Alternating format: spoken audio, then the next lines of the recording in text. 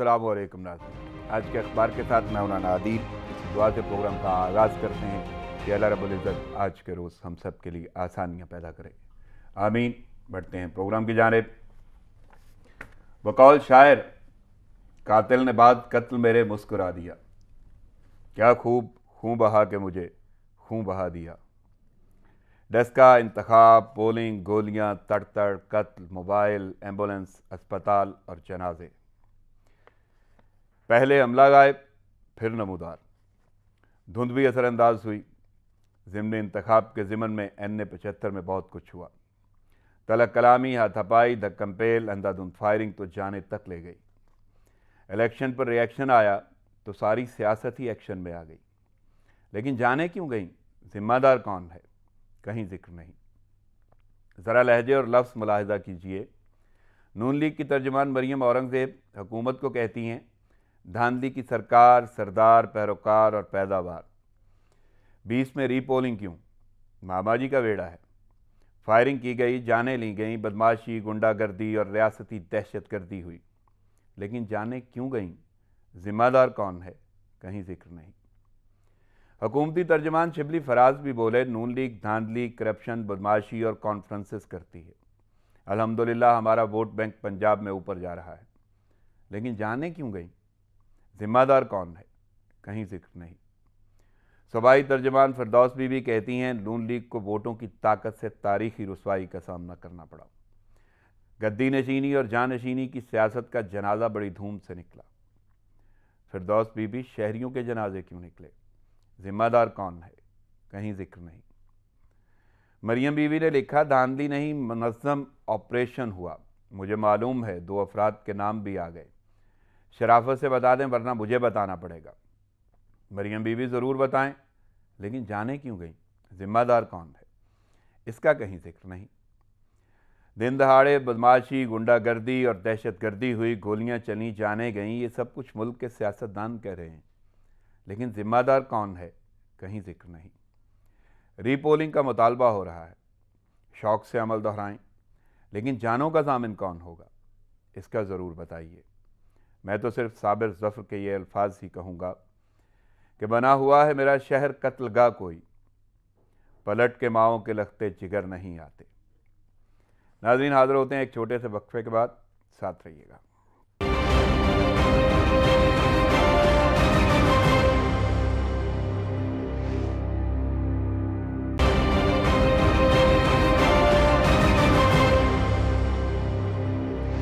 Welcome back नाज़रीन, खबरों और तर्जीहों का सिलसिला शुरू करते हैं। लेकिन उससे पहले मैं अपनी मेहमान शख्सियात का तारुफ आपके सामने रख दूँ।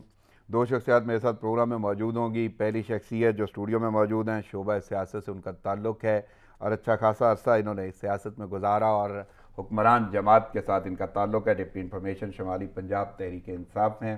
मेरे साथ रहनुमा तहरीक इंसाफ शेख अनीस साहब हैं। अस्सलाम वालेकुम अनीस साहब। बहुत शुक्रिया जी। वालेकुम अस्सलाम।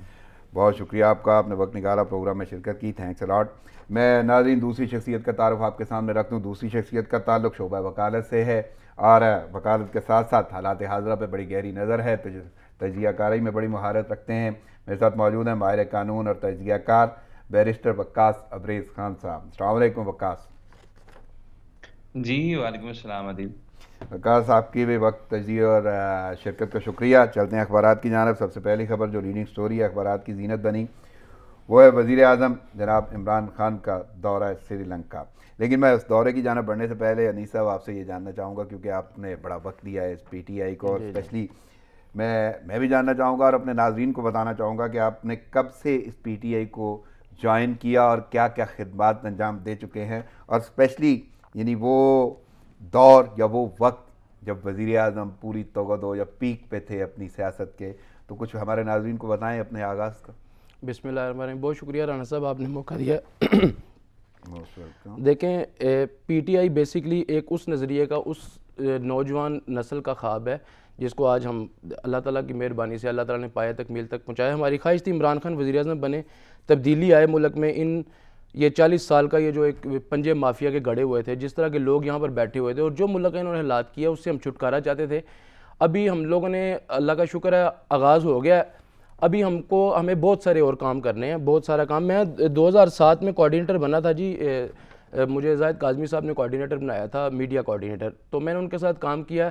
धरने हम लोगों ने अपने हाथ से ऑर्गेनाइज़ किए, बड़ी मारें खाई, आपको पता है धरनों में हमारे साथ क्या क्या हुआ। यानी मैं यही जानना चाहता हूँ कि वो धरना जो है वो धरने आपने खुद ही जी अल्हम्दुलिल्लाह ऑर्गेनाइज भी किए। उनके अंदर हम लोगों ने जिस तरह मारें खाई, जिस तरह आपको पता है उस टाइम गवर्नमेंट नून लीग की थी, और नून लीग तो मशहूर भी है इस चीज़ से कि वो आपको पता है वो उनका वो कब्ज़ा माफिया टाइप और वो जिस तरह की उनकी पार्टी के मामलात हैं। तो हम लोगों ने, हम जैसे शरीफ लोगों ने, हमारे साथ अल्लाह की ज़ात थी, नीयत हमारी साफ़ थी, हमारे लीडर की नीयत साफ़ थी, तो अल्लाह ने उसमें कामयाबी की। हम धरने को नाकाम नहीं कहते।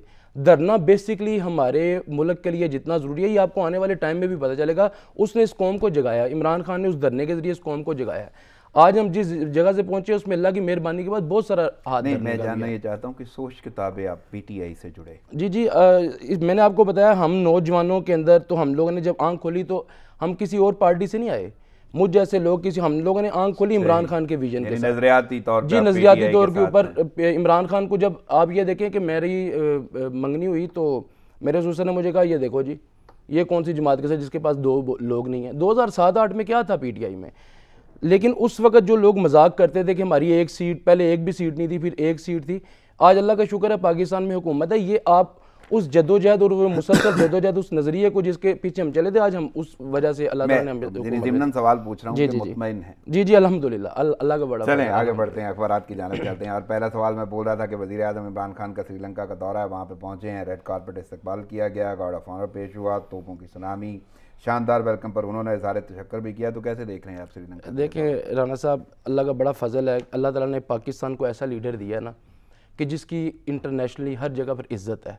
आप देखें, ये सिर्फ मेरी बात नहीं है कि मैं पीटीआई से हूँ, ये हम सब की इज़्ज़त है। आप भी पाकिस्तान से ताल्लुक़ रखते हैं, ये मेरे भाई बैठे हैं वकास साहब, इनका भी, हम लोगों को फ़ख्र होता है इस चीज़ से कि कम अज़ कम आपकी नुमाइंदगी ऐसा इंसान कर रहा है जिसको कोई चीज़ उसको अट्रैक्ट नहीं करती, उसको सिर्फ अपने मुल्क के अलावा कोई और चीज़ अट्रैक्ट नहीं करती। वो जब जाता है तो आपके मुल्क की, आपकी आवाम की इज़्ज़त होती है, आपके ग्रीन पासपोर्ट की इज़्ज़त होती है दुनिया में। इससे पहले आप देखें कि जब हमारे हुक्मरान जाया करते थे तो आप लोगों का क्या, फ़ॉरेन में क्या थी आपकी इज़्ज़त, आपको तीसरी लाइन में, वो तीसरी सफ़ में खड़ा कर देते थे। आज आप यूनाइटेड नेशन के अंदर जाते हैं, आज आप वर्ल्ड इकनॉमिक फोरम के अंदर आप खिताब करते हैं मेज़बान।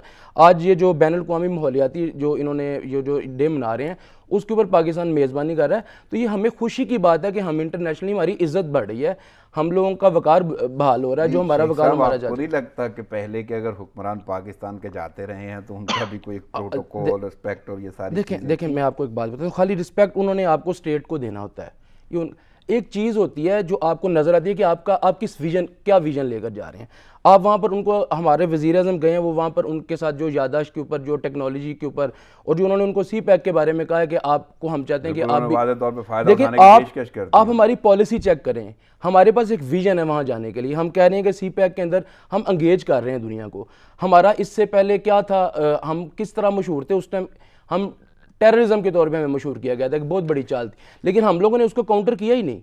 हम लोगों ने उनको कहा ठीक है, वो डू मोर कहते रहे, हमने कहा ठीक है। टेररिज्म से लेकर आज टूरिज्म तक दुनिया में पाकिस्तान का जो इमेज जा रहा है, और जो आप अपनी खूबसूरती पाकिस्तान की दुनिया को दिखा रहे हैं, तो आप ये देखिए कि आने वाले वक्त में पाकिस्तान की इज़्ज़त इंशाल्लाह ताला बहाल भी होगी और हम इंशाल्लाह लीड करेंगे इस खित्ते को। चलें, अच्छी बात है। और वज़ीर आज़म इमरान खान क्योंकि खुद स्पोर्ट्समैन है, क्रिकेटर हैं, और बहुत सारी क्रिकेट की यादें भी उनकी जुड़ी हुई हैं, और वहाँ पे उन्होंने उन हसीन यादों का भी तज़किरा किया है। तो कैसे देख रहे हैं कि क्या कोई स्पोर्ट्स के हवाले से भी कोई तावन, दो तरफा तावन और मज़ीद कोई बेहतरी आएगी? अब देखें, आप देखें, हमारे ऊपर पाबंदियां जब लगी थी इंटरनेशनल क्रिकेट की, तो श्रीलंका की टीम की वजह से हमारे पे, हमें बड़ा अफसोस है इस बात का। लेकिन आप ये देखें कि इंशाल्लाह ताला इंटरनेशनल क्रिकेट पाकिस्तान में बहाल हो चुकी, PSL पाकिस्तान में हो रहे हैं, पाकिस्तान का एक गुड इमेज जा रहा है दुनिया के अंदर ना।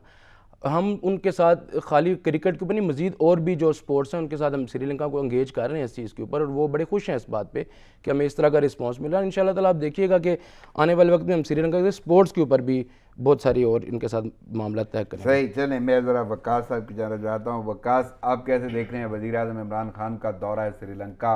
और वाकई उन्होंने, एक तो उनका इस्तकबाल बड़ा पुरतफाक हुआ, वहाँ पे गार्ड ऑफ ऑनर पेश किया गया, तोपों की सलामी दी गई, और उसका उन्होंने इज़हार तशक्कुर भी किया है, शुक्रिया भी अदा किया है, और इसके साथ साथ उन्होंने सी पैक से फ़ायदा उठाने की पेशकश कर दी है श्रीलंका को, और बाकी दो तरफा जो मामलात हैं, ताउन बढ़ाने पर इत्तफाक। तो कैसे देख रहे हैं पूरा दौरा?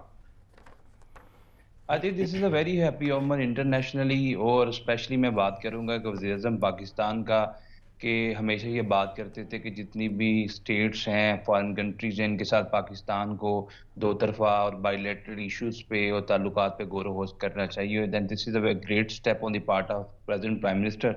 और at the same time Pakistan और श्रीलंका के अंदर बेशुमार चीज़ें जो कोलेट्रल हैं, जिसके अंदर एक तवील और वाइड स्प्रेड बैटल थी जो पाकिस्तान ने और श्रीलंका ने दहशतगर्दी के खिलाफ लड़ी, तो उसमें पाकिस्तान को भी अल्लाह ताला की ज़ात ने ये लास्ट 7-8 साल में पाक फौज की ये शुबाना रोज़ मुखलिसाना काविशें थी अजब से ये दहशतगर्दी का खात्मा हुआ। Eight the same time Sri Lanka ने भी एक लंबी जंग जो थी वो दहशतगर्दी के खिलाफ लड़ी, और दोनों इस वक्त जो स्टेट्स हैं वो इस वक्त दहशतगर्दी काफ़ी हद तक दहशतगर्दी का कलाकमार सद्देबाब नजर है। जहाँ तक ये मौजूदा दौरे की बात है, इसके अंदर मैं ये समझता हूँ कि जहाँ पे दूसरे इश्यूज पे को बात की गई, जिस तरह शेख साहब भी बात कर रहे थे कि एक तो श्रीलंका की क्रिकेट टीम थी, जब पाकिस्तान के अंदर उन पे हमला हुआ लिबर्टी चौक लाहौर के अंदर, फिर उनको एम्बार्गो कर दिया गया जितनी भी इंटरनेशनल टीम थी कि पाकिस्तान अमन अमा के हवाले से एक सेफ एंड साउंड कंट्री नहीं है। लेकिन इसके बाद बेशुमार मुल्कों ने पाकिस्तान था और इसके अलावा दूसरी टीम भी पाकिस्तान में आ रही हैं, तो ये जो एक इमेज पोर्ट्रेट किया जा रहा था पाकिस्तान का, उसको एक तो हमने जो दूसरी इंटरनेशनल टीम्स को बुलाया, एट द सेम टाइम वज़ीर-ए-आज़म पाकिस्तान के डिफरेंट स्टेट्स का दौरा और उनको पाकिस्तान में क्रिकेट के हवाले से या बायलैटरल ताल्लुकात की प्रमोशन के हवाले से इनवाइट करना या वहाँ पे विजिट करना, मैं ये समझता हूँ कि पाकिस्तान के मफाद में ये सारी चीज़ें सही, इसमें कोई शक नहीं। वकास, जिस तरह आप भी कह रहे हैं और शेख साहब ने जुमले बोले हैं, वाकई क्रिकेट के हवाले से जितना एतमाद श्रीलंका की जानिब से बहाल किया गया है पाकिस्तान की क्रिकेट का इमेज का और सिक्योरिटी के हवाले से, वो एक मिसाल है। और ये दोस्ती मज़ीद गहरी हो रही है और ये हालिया जो दौरा है वाकई बहुत सारे हवालों से बड़ी अहमियत का हामिल है। मैं मज़ीद आगे बढ़ता हूँ, ज़रा पाकिस्तान की सियासत के हवाले से बात करते हैं। शेख साहब, सेनेट की सूरत हाल आप देख ही रहे हैं और सेनेट से पहले जो ऑर्डीनेंस भी पास हुआ, कानून साजी करनी थी लेकिन वहाँ पर नहीं हो पाई, ऑर्डीनेंस पास हुआ, बल्कि ऑर्डीनेंस के हवाले से सदारती रेफरेंस भी चल रहा है सुप्रीम कोर्ट में। लेकिन वो रेफरेंस या जो सूरत हाल सामने आ रही है वो एक फुटेज आई, लेन देन के मामला चले, करोड़ों का जिक्र होता रहा, वज़ीर-ए-आज़म खुद कहते रहे। अब ये सूरत हाल है कि सैफ अली अब्दो जो पीटीआई के ही सेनेट का टिकट है उनके पास, वो जी उन्हें टिकट जो है 35 करोड़ में मिला।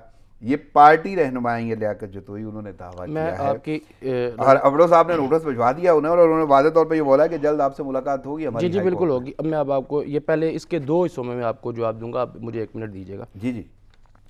आप ये देखें कि जब मियां नवाज शरीफ ने और शहीद मोहतरमा बेनज़ीर भुट्टो ने एक जिसको ये कहते हैं चार्टर ऑफ डेमोक्रेसी, बेसिकली हम तो उसको चार्टर ऑफ करप्शन कहते हैं, जिन्होंने साइन किया था, उसमें इन्होंने एक शिक रखी थी नहीं, हवाला भी आप देते हैं, चाहे वो चार्टर ऑफ करप्शन आप कहते हैं तो हवाला तो उसका नहीं, हवाला इसलिए देते हैं कि मैं इनको एक्सपोज करना चाह रहे हैं हम, ठीक है, कि ये कह रहे थे कि हम ओपन बैलेट के ऊपर आएंगे ताकि ना आपके साथ ज्यादती हो ना हमारे साथ ज्यादती हो।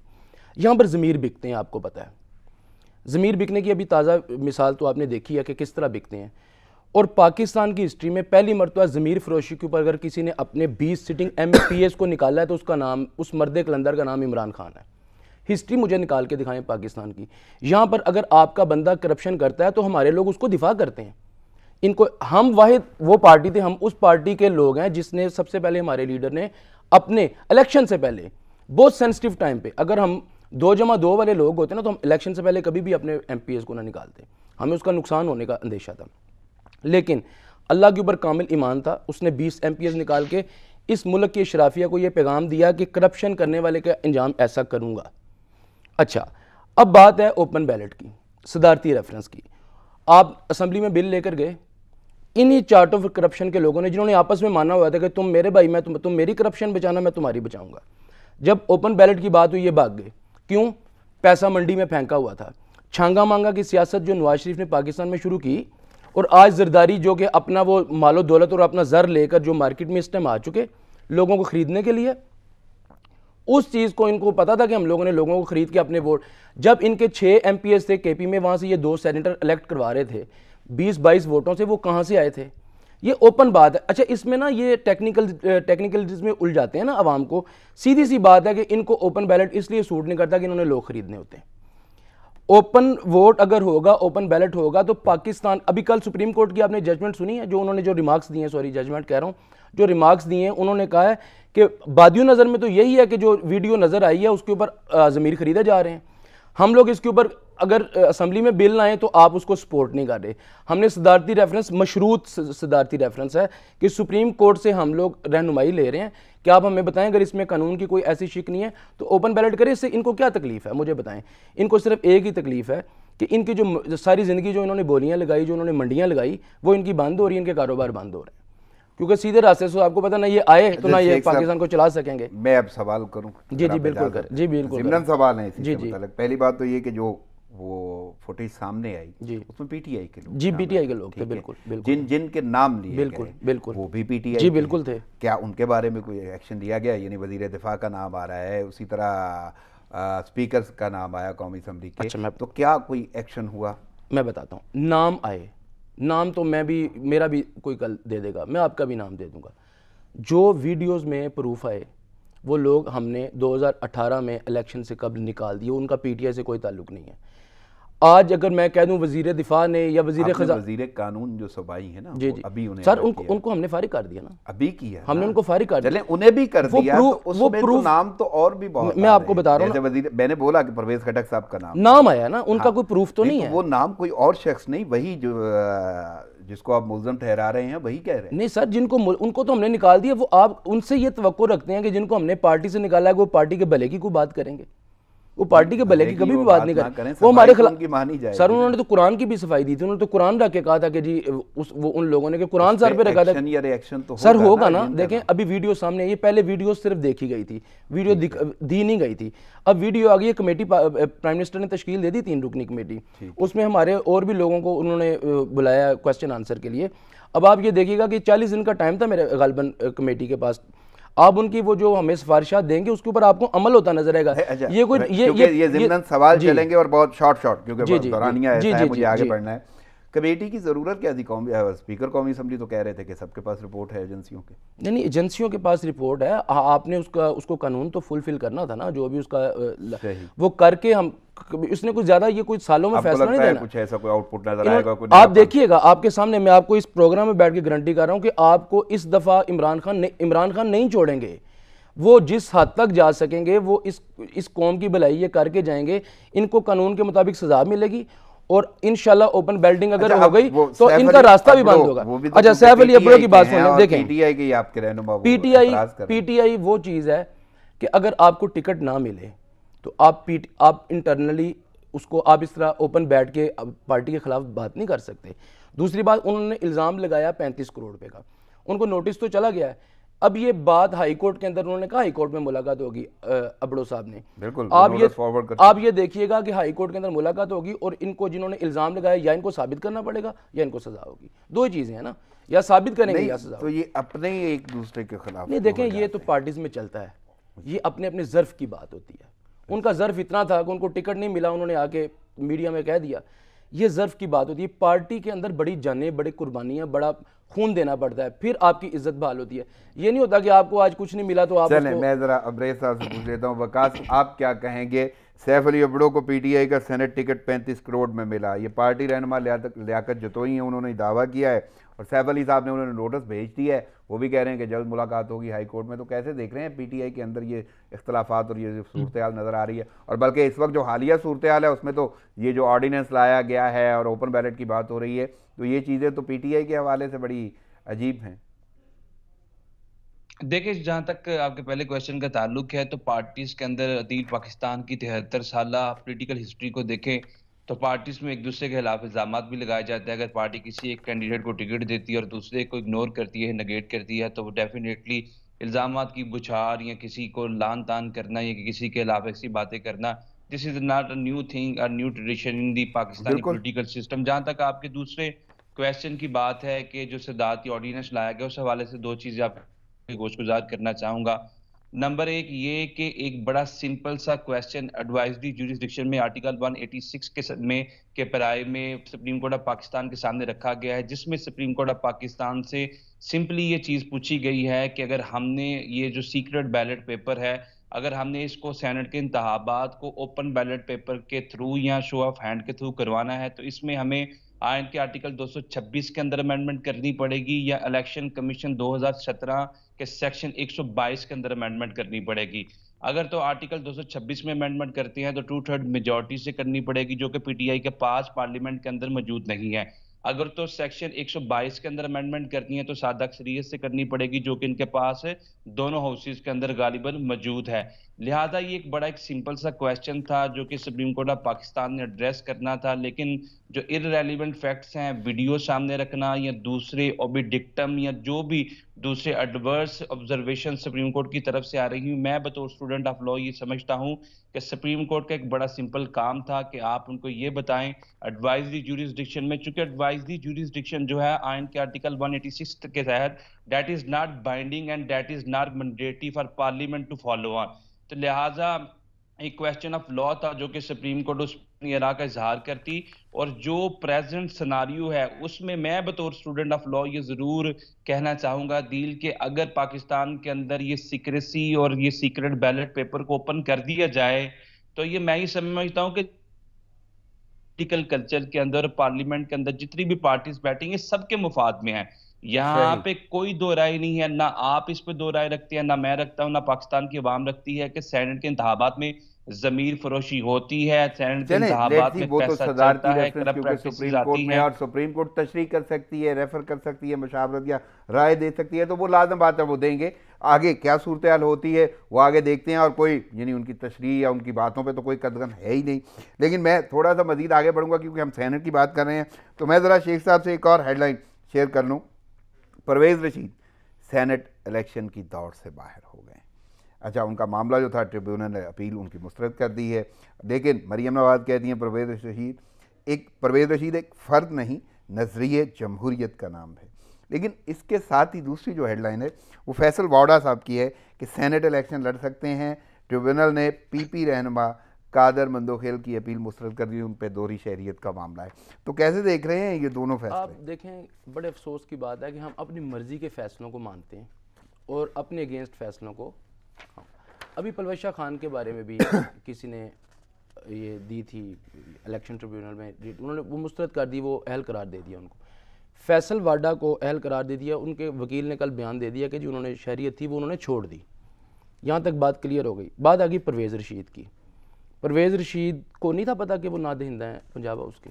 नहीं, अगर तो आप सिर्फ छोड़ने की बात कर रहे हैं तो उन्होंने 2018 के जो इलेक्शन है ना उसमें जो सबमिशन है वो पेपर्स की देखिए, कानून तो खुला हुआ है ना। ये चीज़ें जो उनके अगेंस्ट ये अपीलें लेकर जो ये पिटीशन लेकर गए उनको पता होगा ना ये सारी बात। उन्होंने कोर्ट में ये चीज़ें साबित करनी है, ये मेरे या इनके कहने से नहीं होगा, ये कोर्ट में साबित होगा। कोर्ट ने सारे डॉक्यूमेंट्स फैसल वाडा के भी देखे, परवेज़ रशीद के भी देखे। परवेज़ रशीद इस बात को एडमिट करते हैं कि वो नादहिंदा है। आप मुझे बताएं कितने अफसोस की बात है, ये 40 साल से करप्ट अशराफिया बैठी हुई है। आपने क्यों, आपका बिल क्यों है वहाँ पर? आपने इस पाकिस्तान को अपने बाप की जागीर समझ लिया है कि आप आए बिल बनाएं, आपको पूछने वाला कोई नहीं। देखें, मेरा एक सवाल जी जी बताएं। मैं जितनी इन्फॉर्मेशन बीइंग जर्नलिस्ट मेरे पास भी है, लेकिन मैं उस पर तबालत नहीं इख्तियार करना चाहता। It's totally up to you, आपकी राय है, आप जो भी चाहें। आपको लगता है कि जो लिखा गया एज इट इज़ ऐसा ही है? ऐसा ही है ना, ऐसा ही है। उनका ये मौक़िफ़ है कि ऐसा कुछ नहीं है, वो जैसे उन्होंने स्टे किया और सामान कहीं पे पड़ा हुआ था जिसका उन्होंने चार्जेस डाल, तो उनको नहीं पता था इतने साल से कि उनके वो नादहिंदा है। तो वो अभी पे करने के लिए भी तैयार है? अब पे करने के लिए, देखें मेरी बात सुने, जब आपके सर के ऊपर आ जाती है तो आप कहते हैं हम पे करने के लिए तैयार हैं। नहीं तो अदालत तो है ना। अदालत नहीं, देखें अब वो ट्रिब्यूनल में गए ना, उनको वहां पर मुस्तरद कर दिया, वो कुछ डॉक्यूमेंट्स लेकर गए होंगे जो एक्सेप्टेबल नहीं थे वहां। अगर उनके पास कोई ऐसा मवाद होता देने के लिए तो आप मुझे ये बताएं कि अभी हम बात करेंगे अभी मैं आपके साथ ये जो अभी डस्का में हुआ है और जो वजीराबाद में हुआ है, आप ये देखें, ये अपनी मर्जी की ना चीज़ों के ऊपर अमल करते हैं, अपनी मर्जी की चीज़ों को एक्सेप्ट कर लेते हैं।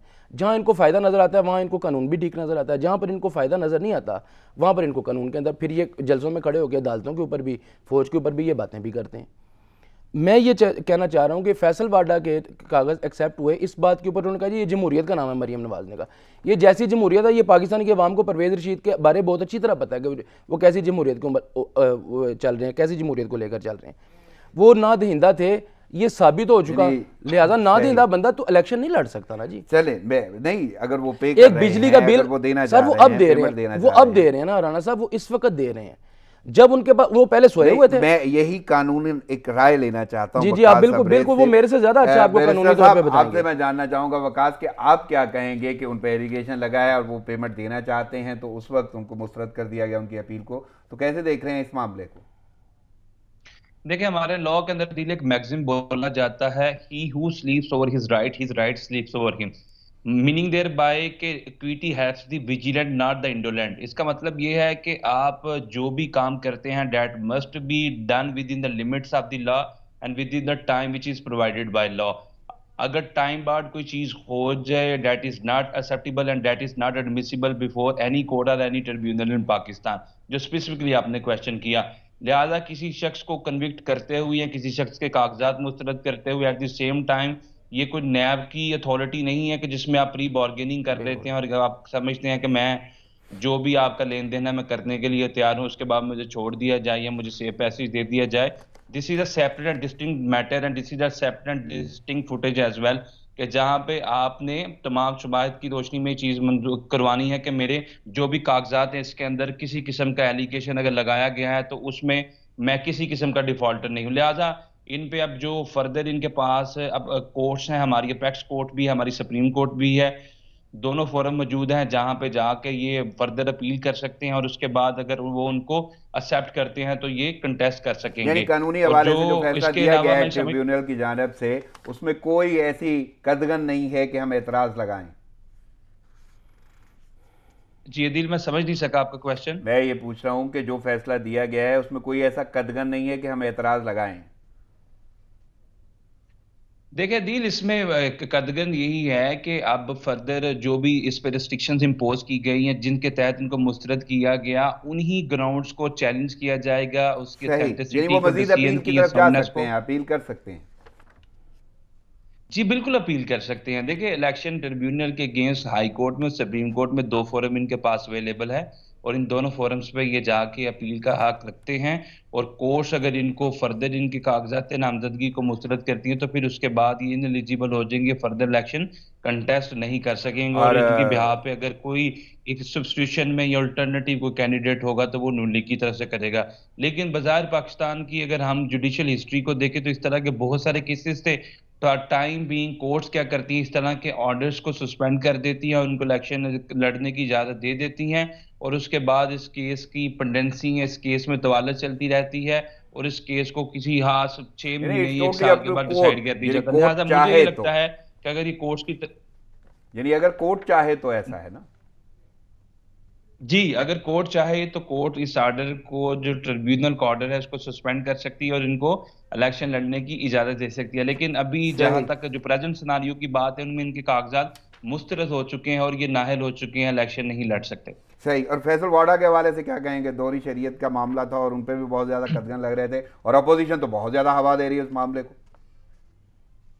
Adeel, this is very simple कि अगर आप किसी के खिलाफ कोई एलिगेशन, कोई एक्विजिशन इंपोज करते हैं and you are not going to prove that allegation acquisition in the light of cogent evidence, तो डेफिनेटली जो ट्रिब्यूनल होगा या कोई भी कोर्ट होगी या कोई भी अथॉरिटी होगी, तो अगर आप वहां पे कोजेंट या कंक्रीट या कोई कंक्लूसिव पीस ऑफ एविडेंस नहीं देते तो वो आपकी जितनी भी एलिगेशन या एक्विजिशन उसको रद्दी की टोकरी की नजर कर देगा। और यही हुआ फैसल वाडा के केस में कि उनके खिलाफ जितने भी इल्जाम थे वो सब के सब मुस्तरद कर दिए गए और उनको इलेक्शन लड़ने के लिए अहल करार दे दिया गया। तो इसमें कोई ये चंबे की हैरानगी की बात नहीं है, ये एक जुडिशियल फोरम है। ये कि सेम टाइम में दो अफराद के हवाले से वो अपील थी, एक की मुस्तरद हो गई और एक को इजाजत मिल गई, तो लोगों के ज़हनों में शायद ये ख्याल आ सकता है कि हुक्मरान जमात ये कर रही या उनकी कुछ तरफदारी हो गई। अदील, इसमें भी यही है, इसमें भी देखें, इसके अंदर भी जहां पे इसको अगर ट्रिब्यूनल के डिसीजन को अगर ये समझते हैं कि इनफेक्टिव है या डिफेक्टिव है तो इसको भी वो हमारी कोर्ट्स के अंदर चैलेंज कर दी जाए। जिसी कोई भी हमारे मुल्क में, चाहे वो सर्विस ट्रिब्यूनल है, वो इलेक्शन ट्रिब्यूनल है या किसी किस्म का भी ट्रिब्यूनल है, इनका रैंक जो हाई कोर्ट के इक्वल कंसीडर किया जाता है। अगर इनके डिसीजन के अंदर कोई एरर है, कोई डिफेक्ट है और कोई भी एक डीड पर सही समझता है तो उसे कोर्ट्स के सामने चैलेंज किया जा सकता है। सही। मैं आगे बढ़ता हूँ, शेख साहब आपकी जानब आता हूँ। और जिस तरह आपने NA-75 का जिक्र किया है डस्का के इलेक्शन के हवाले से, और उसका मैंने इंट्रो में भी जिक्र किया और जो सूरत हाल रही है, लेकिन हालिया सूरत हाल कुछ ऐसी बन गई है कि वो रिटर्निंग अफसर ने 14 पोलिंग स्टेशन पर मुबैना धांधली का खदशा जाहिर कर दिया है। रिपोर्ट इलेक्शन कमीशन में पेश कर दी गई है और मुतल्लिका पोलिंग स्टेशन में दोबारा पोलिंग की सिफारिश की गई है रिटर्निंग अफसर की जानिब से। लेकिन इस पर जो मरियम नवाज़ कहती हैं उन्होंने बड़ा वाज़ेह तौर पर जी उनकी तरफ से वार्निंग है कि ज़िमनी इंतखाब से मुतल्लिक सच बता दें वरना मुझे बताना पड़ेगा। और ट्वीट में उन्होंने लिखा है ये धांधली नहीं मुनज़्ज़म ऑपरेशन था, 2 लोगों के नाम भी मेरे पास आ चुके। इसको आपने 1-2 चीज़ों में देखना है। इलेक्शन से पहले शाहिद अब्बासी साहब ओपन टीवी पर बैठकर एक बयान देते हैं, वोट का अगर दिफा न हुआ तो लोग बंदूकों से करेंगे। ये आपके ex prime minister of Pakistan है, उनकी लैंग्वेज चेक करें कि वो अपने लोगों को किस तरह हल्लाशेरी दे रहे हैं कि बंदूकों से करेंगे। इससे एक चीज़ तो वाज़ेह हुई कि ये प्लान बनाकर बैठे हुए थे। आप ये देखेंगे ये माहौल सूट किसको करता है, क्या हुकूमत को ये माहौल सूट करता है या अपोजिशन को? हम तो ये सीट पहले भी हारे हुए थे, वज़ीराबाद भी हम हारे हुए थे, जनरल इलेक्शन में NA 75 और PP 51 जो है ये हम लोग हारे हुए थे।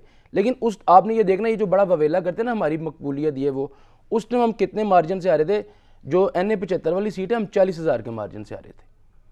आज बिल्कुल ये क्लोज हो गया।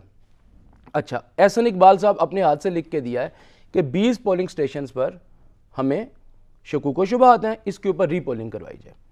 इमरान खान की हिस्ट्री जो बंदा जानता है, वो स्पोर्ट्समैनशिप जो उनकी जानता है, वो उनको पता है बहुत अच्छी तरह।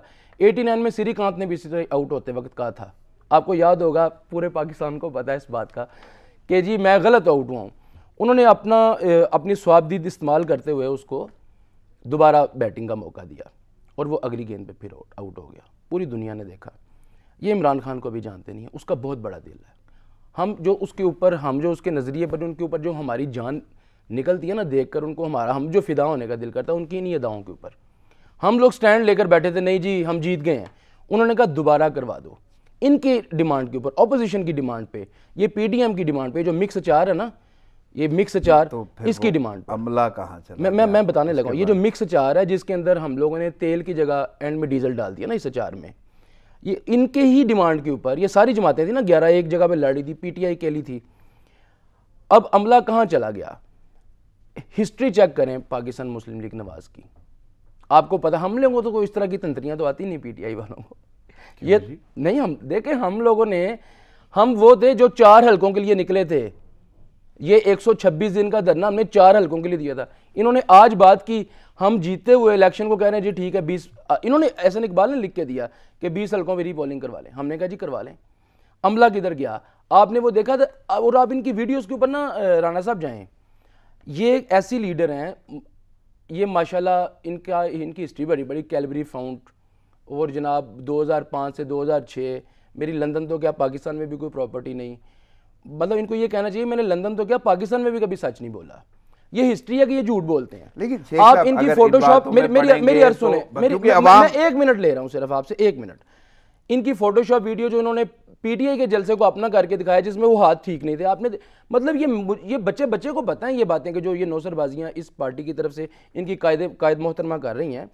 तो अब इन्होंने अब ये सूट करता है। बात करेंगे तो हम वाकई जब से PTI आई है 2-2.5 साल हो चुके, दौरानिया अच्छा खासा हो चुका, आधे के करीब हो चुका, उससे भी बल्कि ज्यादा। तो आपको क्या लगता है करप्शन के नाम पे कड़ा एहतसाब होना था तो अभी तक कुछ नहीं मिला। लेकिन की बात है ना, देखें हम लोगों ने जो इमरान खान की जात तक हम और हमारे हाथ बंधे हुए हैं, ठीक है। यहाँ पर बादशाह नहीं है कि 1 ऑर्डर के ऊपर सारा 1 ऑर्डर के ऊपर आप नहीं कानून ला सकते। पंजाब के बहुत ही गुंजान आबाद एरिए का ज़िमनी इलेक्शन है, वहाँ पे कोई ना कोई किरदार तो हुकूमत या उसका है ना इंतजाम। अगर हम किरदार अदा करते तो ये कहते ये इनकी हुकूमत है, इन्होंने मशीनरी इस्तेमाल की है। ये असल में ना किसी भी जगह पर ये खुश नहीं होंगे। इलेक्शन कमीशन करने वाली बात हो गई कि हम ये करते तब भी वो ये कहते हैं, मैं बरी ज़िम्मा नहीं हम कर रहे। इलेक्शन कमीशन का होली सोली इख्तियार था। आपको पता है RPO, CPO, SHO जो लोकल अमला होता है, DC, AC, वो इलेक्शन वाले दिन इलेक्शन कमीशन के ताबे होते हैं, वो उसके फरमान के ऊपर सारा कुछ कर रहे होते हैं। आपको मैं सिर्फ ये समझाना चाह रहा हूं, कुछ ऐसा सूरत हाल हुई, मैं एक बयान आपके सामने रखूं। मैं एक बात आपको, उम्मीदवार जो हैं वो कहती हैं DSP ने उन पर तशद्दुद किया, इल्ज़ाम लगाया उन्होंने नौशीन इफ्तिखार के, उन्होंने बाकायदा उन्हें डंडे भी मारे, उनकी चादरें खींची। सारा पाकिस्तान जानता है ये थाने की सियासत, पुलिस के जरिए सियासत कौन करता रहा है। हम तो इसमें न्यूट्रल रहे। यानी आपको ये लगता है कि अभी भी वही कर रहे हैं पुलिस की सियासत? मैं आपको बता रहा हूं, मैं ये अब देखें, ये कौन सा आपने क्राइम का मास्टर, क्रिमिनल मास्टर, जिसका जेन जो मॉडल टाउन में 14 लोगों का कातिल था राना सुनाला, आपने उसकी जेर निगरानी 10 MPA वो अतात तारर और सारे मस्खरे आपने उधर भेज दिए ना। साहब आपकी हुकूमत है, आपने मॉडल टाउन को क्यों नहीं खोला, उनके मामलात पे सर, क्यों नहीं गए? मैं आपको बता रहा हूं ना राणा साहब कि हम लोगों के कानूनी तौर के ऊपर कुछ जगहों पे हाथ बंधे हैं। हम ये कानून साजी कर रहे हैं इस चीज के ऊपर कि आगे से इंसाफ सस्ता हो। पहले आप मेरे से ये डस्के वाली बात कर लें जरा कि इनके सारे जो थे ना गुंडे और बदमाश, इन्होंने वो जवेद लतीफ, राना सनाउल्लाह, इन्होंने बड़े तरीके के साथ उनको उठाया, इन्होंने उनको डस्के पहुंचा दिया। एक वो हल्का, इनको इतनी स्ट्रेस थी उस जगह की कि जहां से ये 40,000 की लीड से जीते हुए हैं, ये वहां पर इन्होंने सारे वहां पर उनका क्या काम था RO के ऑफिस के अंदर, वो क्या कर रहे थे उधर RO के ऑफिस के अंदर। फिर उसके बाद बात खत्म कहां हो जाती है, आपने एतराज किया 20 पोलिंग स्टेशन का, हमने कहा रीपोलिंग करवा दें, एतराज खत्म हो गया। यहां पर आप 20 पोलिंग स्टेशन कराएं, नहीं तो अमला गायब होना, उसका फिर आ जाना, सर इंक्वायरी होगी ना, इंक्वायरी होगी। हम नहीं छोड़ेंगे, हम एक एक चीज अवाम के सामने लेकर आएंगे। नहीं छोड़ें या ना छोड़ें, जो भी इशू मेरे होगा बड़े हम उसके बारीक ऊपर से इंक्वायरी करेंगे, बड़े कमीशन ज़िम्नन बनाएंगे। 2 सवाल हैं। जी जी, एक तो वो 2 लोग जो शहरी मारे गए, कत्ल तो हो बिल्कुल हो गए, गए, इंतजामिया के जिम्मे तो है, हुकूमत के जिम्मा तो है, एक जिमनी इलेक्शन कटहरे के अंदर लेकर था। आएंगे। उसके बाद वो लोग भी, हम जिम्मेदारों को आपका कटहरे अमला के अंदर गायब लेकर होता है वहां का, वो भी कहीं ना कहीं हुकूमत की जिम्मेदारी तो होगी। हुकूमत की उसके अलावा उनका नमूदार हो इलेक्शन जाना, कमीशन, फिर वो एक बड़ी अजीब सी वजह है, यानी वो तावीलें कह लें व तौजीहात कह लें कि धुंध की वजह से ये सूरत हाल पेश है। ये तो अभी बातें आई हैं ना सारी, ये अभी तो आप देखें, आप जब का जिसके का इलेक्शन हुआ है, रोजाना की बेस पे एक नई बात सुनने को मिल रही है। ये इसके ऊपर हम लोग बाकायदा इसके ऊपर कमीशन तश्कील देंगे, ये हम आवाम के सामने लेकर आएंगे कि असल मुजरिम और असल, इनको ये प्लान कर रहे थे, इनको ये सूट करता था, ये प्लान कर रहे थे कि अगर ऐसा आप देखें वजीराबाद इन्होंने एक्सेप्ट कर लिया, हम नौशहरे में अपने घर की सीट हार गए, हमारी हुकूमत है वहां पिछले 12 साल से, हम नौशहरे की सीट हार गए। हमने चले मैं जरा वकास साहब से पूछनी यही सूरत हाल, वकास साहब कैसे देख रहे हैं NA-75 डस्के का इलेक्शन, और जो सूरत हाल वहाँ पे रही, वहाँ पे कत्ल भी हो गए और अमला भी गायब हो गया, अब इलेक्शन की जो सूरत हाल है उस पर भी बड़े एतराज़ आ रहे हैं, और रीपोलिंग के बारे में कहा जा रहा है, हुकूमत भी कह रही है और अपोजिशन भी पहले कहती रही, और अब इख्तलाफात भी आ रहे हैं, तो कैसे देख रहे हैं? Adeel, it was very devastating and detrimental situation. और मैं ये ज़रूर कहना चाहूँगा कि पाकिस्तान के अंदर 2008 से लेकर 2021 तक, आज तक हम यही बात करते आ रहे हैं कि पाकिस्तान के अंदर इलेक्टोरल रिफॉर्म्स जो हैं that is a need of time. लेकिन पाकिस्तान की 73 साल पॉलिटिकल हिस्ट्री में देखें तो आज तक हमारे आइनी जो है, हमारे स्पेशल जो इलेक्शंस के हवाले से तरमीम है वो, या जो इस्लाहात हैं वो नाफिज नहीं की जा सकी, इसलिए ये जो बाई इलेक्शन है यही कंट्रोवर्शियल हो गए। और एट द सेम टाइम मैं एक बात ज़रूर कहना चाहूँगा कि इलेक्शन कमीशन ऑफ पाकिस्तान के पास आर्टिकल 218 जो आईन पाकिस्तान की आर्टिकल है, जो इलेक्शन कमीशन ऑफ पाकिस्तान को ये इस्तेकाक अथॉरिटी देता है कि आप फ्री, फेयर और ट्रांसपेरेंट इलेक्शंस के लिए तमाम तक मैयर्स इंश्योर करें, जो कि आप समझते हैं कि फ्री, फेयर और ट्रांसपेरेंट इलेक्शन के इनकाद के लिए ज़रूरी हैं।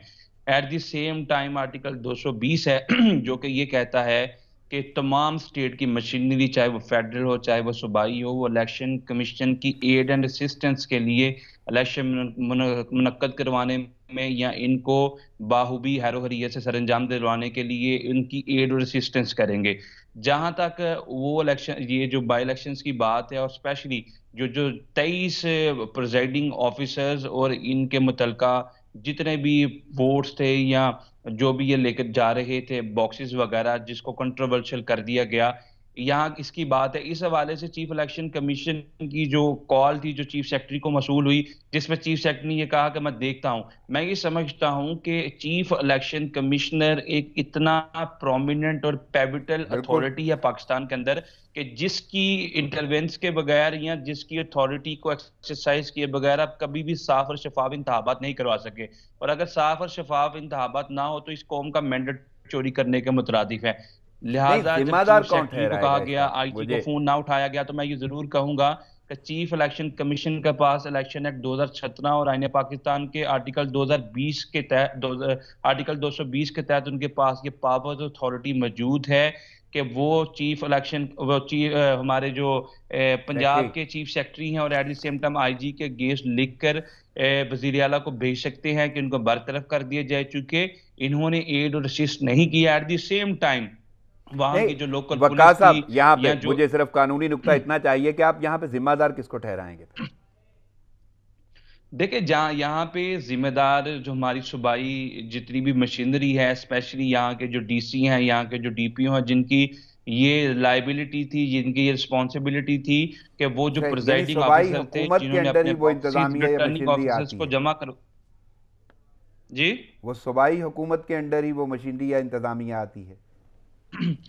बिल्कुल जी, सूबाई हुकूमत के अंडर आती है और डीसी और सही। डीपीओ जो है वो लायबल हैं कि उनके डिस्ट्रिक्ट की एक तहसील के अंदर इंतखाबात का इनकाद किया जा रहा है, और जो वहां पर जो प्रिजाइडिंग ऑफिसर हैं, जब वो सारे वोट्स वगैरह या अपने बॉक्सेस इकट्ठे करते हैं, रिटर्निंग ऑफिसर को उन्होंने जमा करवाने हैं, तो लिहाजा ये स्टेट की मशीनरी और स्टेट की लॉ इन्वेस्टिगेटिंग एजेंसीज के हिसार में ही जाकर ये तमाम चीजें सबमिट करवाई जाती हैं।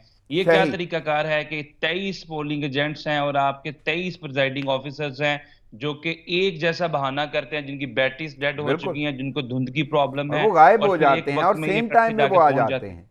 मुझे बारह मैं शेख साहब, जी जी जी शेख मैं साहब। ये कहना चाह रहा हूँ कि ये चीफ इलेक्शन कमीशन से हम भी दरख्वास्त करेंगे कि इसके ऊपर एक आला सतह की कमेटी बनाएं।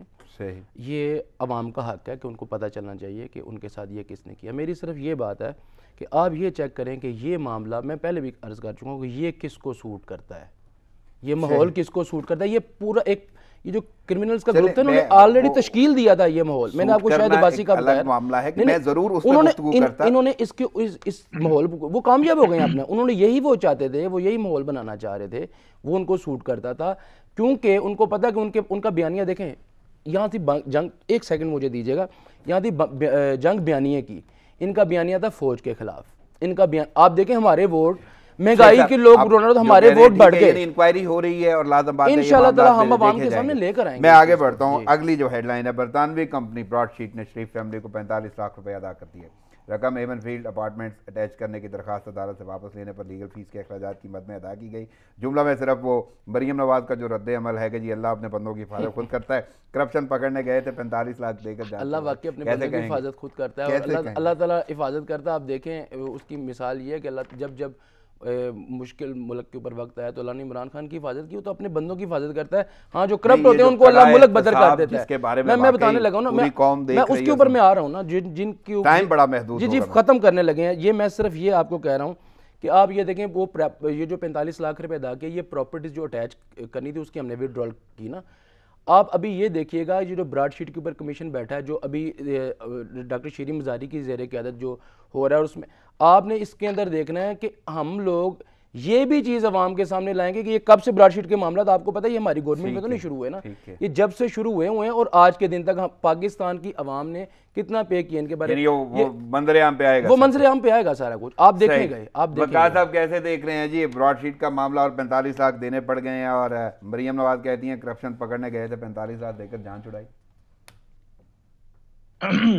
देखिए, ये तो पे किए गए हैं ब्रॉडशीट की तरफ से, तो डेफिनेटली ये तो उनकी तरफ से जो उनका बयानी है, जो उनका नैरेटिव है, जो कल रखा गया है, उसमें तो कुछ हद तक सदाकत नजर आती है। लेकिन एट द सेम टाइम मैं यहाँ पे एक बात जरूर कहूंगा, जहाँ पे इनकी गवर्नमेंट की तरफ से कुछ अच्छे काम है, एट द सेम टाइम ये जो ब्रॉडशीट के अंदर रकम का बहुत बड़ा एक ब्लंडर इनकी तरफ से किया गया, जो बैरिस्टर शहजाद अकबर की तरफ से। मैं समझता हूँ कि इनको बड़ी सोच विचार और डेलिब्रेशन के साथ हुकूमत करने की जरूरत है, चूंकि प्राइम मिनिस्टर भी इस चीज़ का बारहा इतराफ़ कर चुके हैं कि उनकी टीम नहीं है और बहुत सारे मसाइल है, बहुत सारी प्रॉब्लम्स हैं, उनको खुद भी इस चीज़ का नॉलेज नहीं था कि इतनी ज़्यादा मसाइल का सामना करना पड़ेगा। लिहाजा जो इनके असिस्टेंट प्राइम मिनिस्टर के असिस्टेंट्स हैं या एडवाइजर्स हैं, उनको भी बड़े नाप तोल के साथ और बड़ी डेलिब्रेशन के साथ वो तमाम इकदाम उठाने चाहिए, जिससे लगता है इस कौम का पैसा जो है। वकास, आपको लगता है कहीं ना कहीं कोई सियासी साख मुतासर होगी हुक्मरान जमात?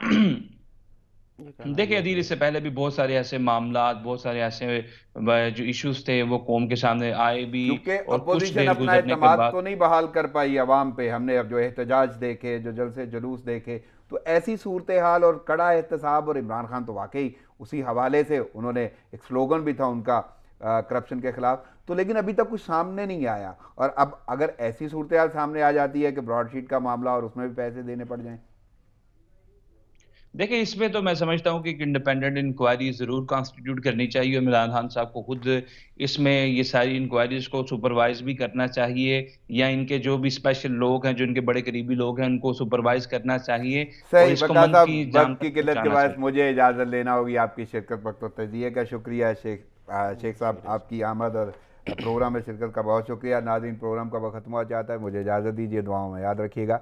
अल्लाह निगहबान।